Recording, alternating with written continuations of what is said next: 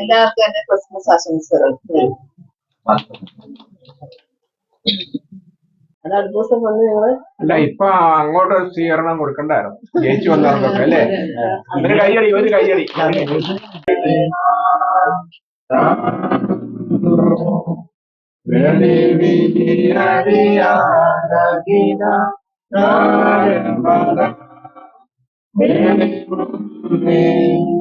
ചൊവ്വാഴ്ച ഇന്ന് ചൊവ്വാഴ്ചയല്ലേ, വൈകിട്ട് പ്രാർത്ഥിക്കും. സാധാരണ ഇപ്പൊ നമ്മൾ പ്രാർത്ഥിച്ചില്ലേ, എന്താ പ്രാർത്ഥിച്ചേ അല്ലേ? നമുക്ക് മനസ്സിലായോ? കുറെ കാര്യങ്ങളൊക്കെ പറഞ്ഞു ഇങ്ങനെ പ്രാർത്ഥിച്ചു. അതങ്ങ് ഇന്ന് വൈകുന്നേരം അത് മറക്കൂലേ? ഇന്ന് വൈകുന്നേരം തന്നെ മറന്നു പോകും. അങ്ങനെയല്ല പ്രാർത്ഥിക്കേണ്ടത്. ദൈവം ഏതുമായിക്കോട്ടെ, നിങ്ങൾ വിശ്വസിക്കുന്ന ദൈവം, ആ ദൈവത്തെ മഹത്വപ്പെടുത്തിക്കൊണ്ട് പ്രാർത്ഥിക്കണം. ദൈവത്തിന് നന്ദി കരയറ്റിക്കൊണ്ട് പ്രാർത്ഥിക്കണം.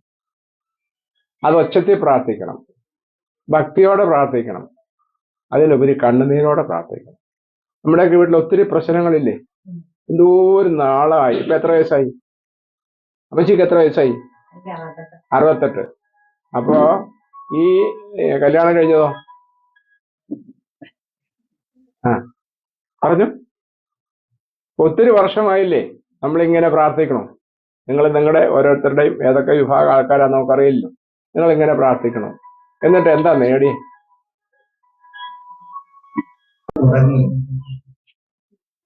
ഇത്രത്തോളം എത്തിക്കുവാൻ തക്കവണ്ണം ദൈവത്തിന്റെ ഒരു കൃപയായി ലക്ഷക്കണക്കിന് ആൾക്കാര് ലൈവായിട്ട് കണ്ട് മാനസാന്തരപ്പെട്ട് ദൈവത്തോട് ചേർന്ന് നീക്കുവാൻ തക്കും അവര്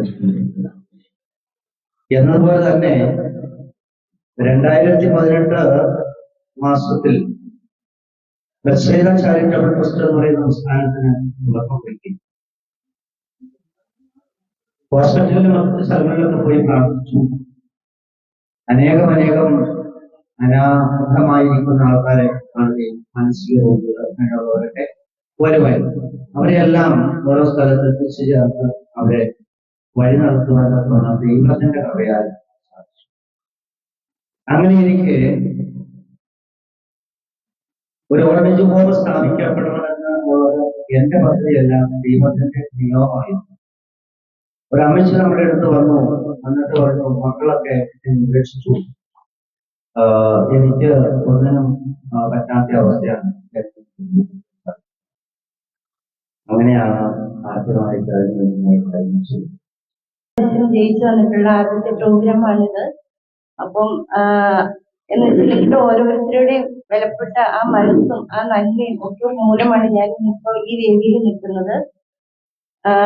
പിന്നെ ഇത് കൂടാതെ നമ്മൾ ഈ പ്രസ്ഥാനം ഇവിടെ ഇത് തുടങ്ങിയ വർഷം മുതൽ ഇവിടുത്തെ ഓരോ പ്രവർത്തനത്തിലും എന്തെങ്കിലും പ്രോഗ്രാമുകൾ നടക്കുമ്പോൾ ജാസ്മിനെ വിളിക്കാറുണ്ട്.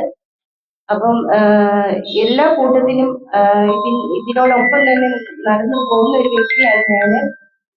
എല്ലാ സന്ദർഭത്തിലും ഓടി വരാറുമുണ്ട്. എന്തെങ്കിലും ആവശ്യങ്ങൾ പറയുന്നതാണെങ്കിൽ എന്ത് കൂട്ടത്തിലാണെങ്കിൽ വരാറുമുണ്ട്.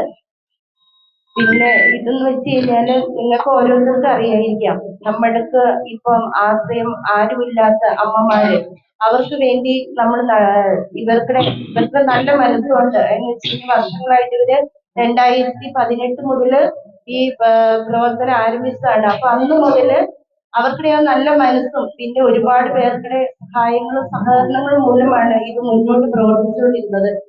മെമ്പറാണ് ഞാൻ. ആദ്യമായിട്ട് ഇലക്ഷന് വന്നപ്പോഴത്തേനും സിസ്റ്ററിന്റെ അടുത്ത് വന്ന് പ്രാർത്ഥിച്ച് ബ്രദറിന്റെ പ്രാർത്ഥന പ്രാർത്ഥിച്ചാണ് ഇവിടുന്ന് പോയത്. അതുപോലെ തന്നെ പിന്നെ എനിക്ക് കൂടുതലൊന്നും പറയാൻ അറിയാം. ആദ്യമായിട്ടാണ്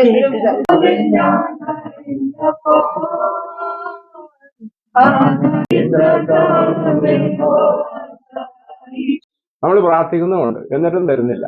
അതെന്തായിരിക്കും? ആയാലും അമ്മയായാലും നാത്തൂനായാലും പെങ്ങളായാലും അയൽക്കാരനായാലും അയൽക്കാർ തമ്മിൽ എന്തിനാ വഴക്ക്? ഈ വലിയ ഹിമാലയ പർവ്വതമോ അല്ലെങ്കിൽ ഒരാഴ്ചയൊക്കെ കഴിയുമ്പം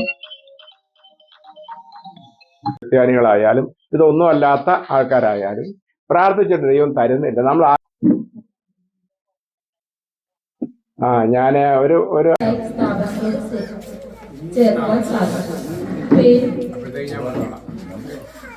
ഇതിനെത്രയാ? 1600 അത് ഇതൊന്ന് വാങ്ങിച്ചോ.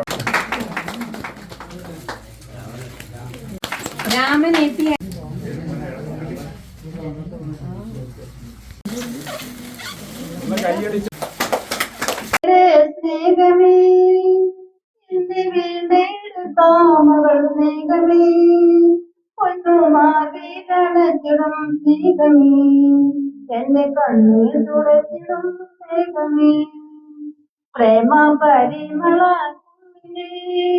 എന്റെ കാന്തേനുമായുള്ള വാസമേ ഞാൻ ഓർത്തിടും തോറും എൻ മാനസം തുള്ളിയതുമെയ്യവിമോദമായി കാൽവരി ക്രൂശിലെ സ്നേഹമേ എന്നെ വീണ്ടെടുത്താമവൾ സ്നേഹമേ ഒന്നുമാകിടണച്ചിടും സ്നേഹമേ എന്റെ കണ്ണേ തുടച്ചിടും സ്നേഹമേ യഹൂദിയായിലെ ഒരു ഗ്രാമത്തിൽ ഒരു ധനവാസത്തിൻ കുളിരുണ്ടാവേ രാമാതിരുന്നു രജമാനകൾ ദേവനാദം കേട്ടു ആമോദര വന്നരാജികൾ വിടരുമ്പാനി വെള്ളിമേഘങ്ങളിൽ ഉണ്ടായി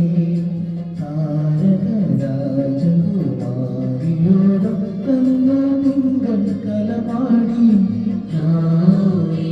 അന്ന് തിങ്കൾ കലപാടി അവസാനത്തെ ചടങ്ങിൽ എന്നെ നിർത്തിയിരിക്കുന്നത്. അപ്പം ഇന്നിപ്പോൾ കിറ്റ് കൊടുക്കുന്നതിനായിട്ട് നന്ദി ആദ്യമായിട്ട് അച്ഛന് പറയുകയാണ്. അച്ഛൻ നമ്മുടെ ക്ഷണം സ്വീകരിച്ച് അച്ഛൻ്റെ എല്ലാ മറ്റുള്ള പരിപാടികളും മാറ്റിവെച്ചിട്ട് ഇതിനായിട്ട് ഓടി വന്ന് ഈ കിറ്റ് വിതരണത്തിൽ അച്ഛൻ പങ്കെടുത്തതിനും എല്ലാവരെയും പരിചയപ്പെടുകയും നിങ്ങൾക്കെല്ലാവർക്കും നല്ല കാര്യങ്ങൾ പറഞ്ഞു തരികയും ചെയ്ത അച്ഛൻ ആദ്യമായി നന്ദി പറയുന്നു.